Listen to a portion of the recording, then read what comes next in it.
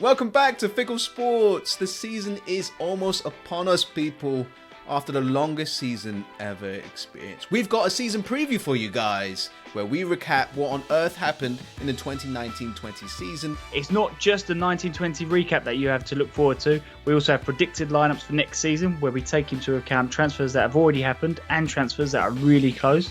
We also look at other transfers that you might potentially lead to improve the squad for the 2021 Premier League season. And as a little test for you, we have the starting lineup from the first game of the 1920 Premier League season to see if you can remember who started and, more importantly, to see who survives going into the latest season. And thank you to all our current and new subscribers. You guys are the best. And if you like this content, like and subscribe, and let's get into it. Before we dive into the 2021 season preview for Arsenal, sit back, relax, and enjoy our 3-minute 1920 Premier League season recap. Stopwatches at the ready. Gary, your 3 minutes starts now. Boom! This all started in Baku, didn't it? With that loss to Chelsea. Arsenal fans couldn't look at Unai Emery the same way after that fateful night. But new season optimism, and Arsenal made a club record signing 72 million on Nicolas Pepe. Holy crap, we have signed this super talented winger.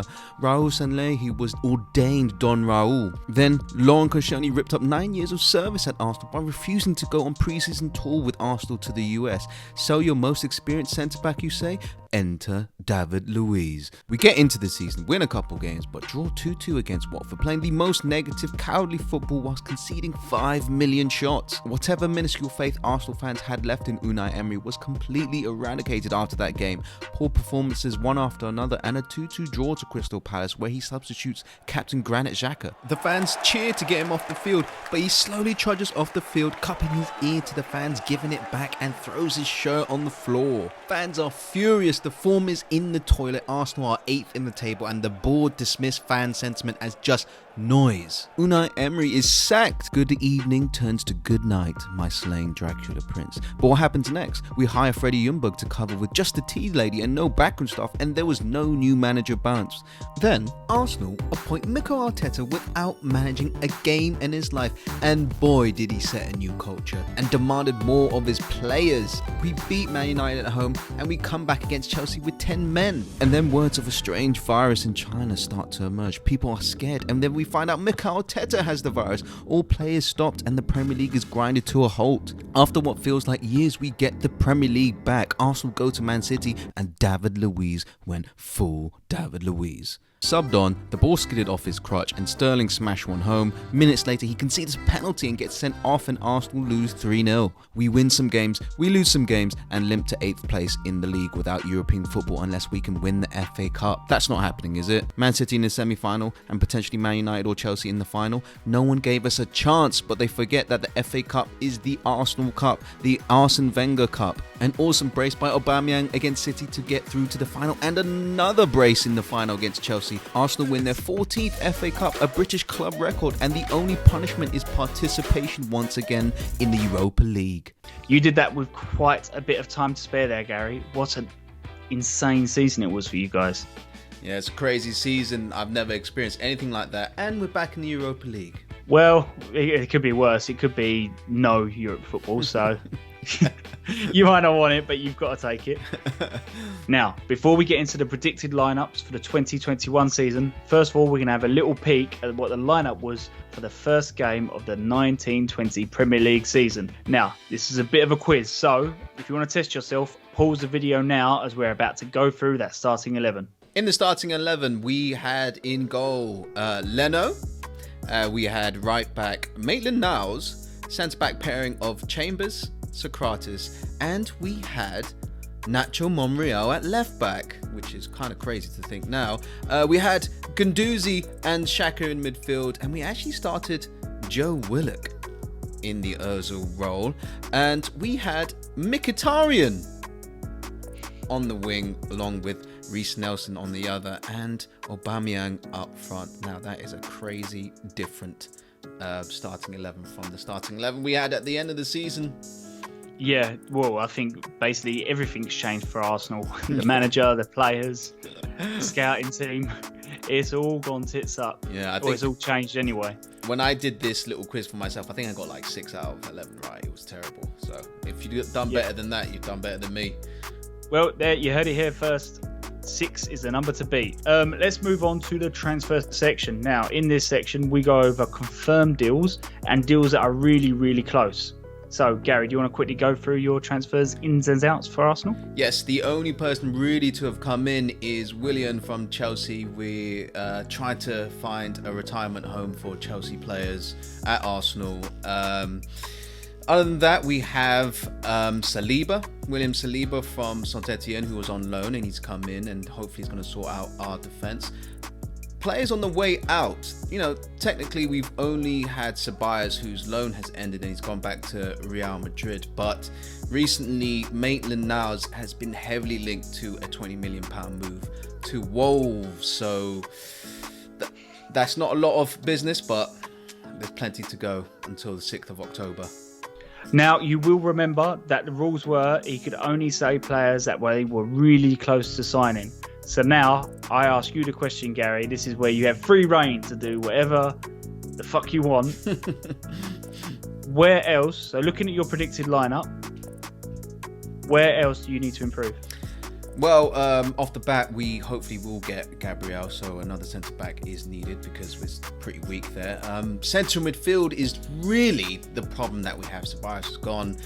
We're heavily linked with Thomas Partey, and I'm at odds. He's very athletic, he's a ball winner, and he can break up loads of play. But I also think we need a central midfielder to help us when a team plays a low block and basically snipe balls into our forward line.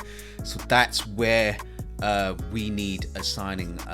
We got that Lyon midfielder. I can't even pronounce his name. Aor, I don't know. I just read it on Twitter, but he looks like a good player. Someone like that who can break down a team. But that's all we need for the next season. So here we go. It's that moment. It's the predicted lineup. Now, Gary, before I let you loose with this, I have rules for you. Okay. So listen. You are allowed to include all players which have already transferred in, and players that are really close. You can include, if you want, Gabriel into your starting 11. You would not be allowed to include Coutinho, Messi, or Troy Deeney. Right. Troy Deeney. I'm just going to put him at left back just to punish him. You just crossing him out now, yeah? Yeah.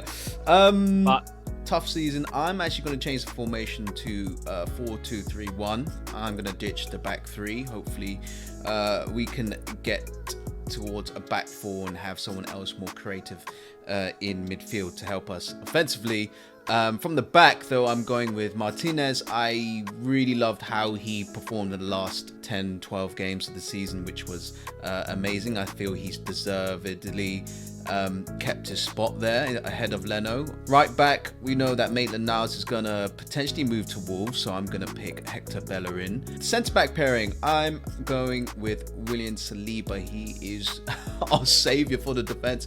We've got 50 million centre-backs as well. And I'm going to keep David Luiz in there ahead of Gabriel.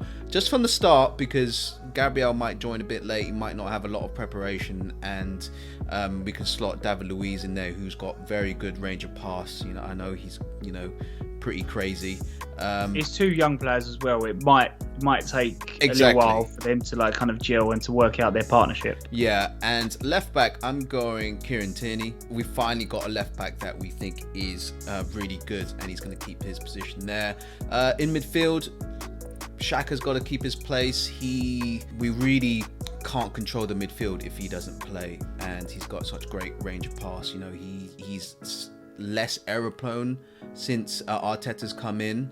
And so far, I'm going to put Lucas Torreira in there to sweep up in midfield and keep the ball ticking over, because we don't really have that many central midfielders now that Ceballos has returned to Real Madrid.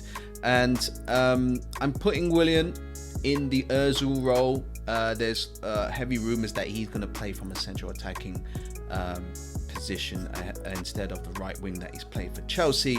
And on the flanks, because Lacazette hasn't gone, I'm going to keep Aubameyang on the left, because he still scores at an unreal rate on that left wing. And Pepe, he's going to have to stay on the right wing. He's going to build on his first season and hopefully kick on and score more goals and get more assists. And so far, I think Lacazette not leaving, he's still our best centre forward. So he's going right at centre forward position. I'm surprised you kept Martinez in there. That was the big one for me. I know he's played incredibly well, but I do think Leno is your number one, and I think when it comes down to it, if they're both fit, I think Leno starts. But potentially, we will see. So it is prediction time, Gary. With everything that we've done with the predicted lineups and the players you want, where do you think Arsenal will finish in the 2021 Premier League season? Yeah, so Arsenal finished 5th, 6th, 6th, and 8th last season. So we've been out of the top 4 for an eternity, which is terrible. I think Arsenal are going to end up 5th and miss out on that 4th place trophy again, because we're way behind Liverpool and Man City. Still, Manchester United, I think overall they've got a better squad than us. They've got better midfielders and a great attacking line too. And Chelsea spent $500 million. They're looking like they're going to spend $500 million on their squad. So, the math just doesn't sort of add up to me in terms of getting to that top 4, which is a shame. I don't know if you know this, right?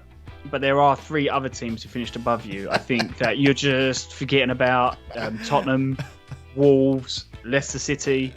Yeah, do you just like magically get better than them? What's going on there? Okay, I'm going to quickly reel off why I think they're going to be better than those teams. Go on, Tottenham first, go. Tottenham first. Mourinho is going to have an absolute implosion by the middle of the season, and he's going to get sacked, and Tottenham are going to free fall out of control.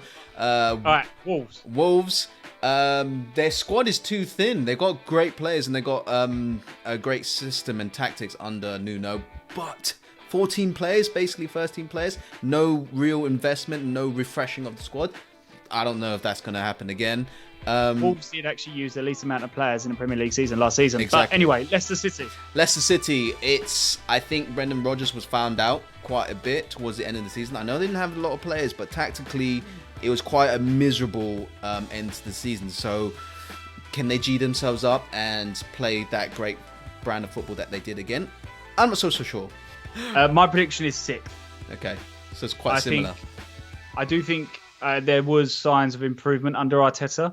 I still think he's an unknown quantity. And the Arsenal players, as well as the Arsenal fans, I feel like they're all on like kind of a journey. And it might be a good journey, it might be a bad journey, but it does feel like they're on their way there. I don't foresee you guys at the moment improving at a faster rate than anyone around you at the moment, not massively faster, which is why I think 5th will be a bit of a push. I'm thinking maybe 6th. Okay, so that is it. That is our season preview. Wow, good luck, Gooners, fellow Gooners out there.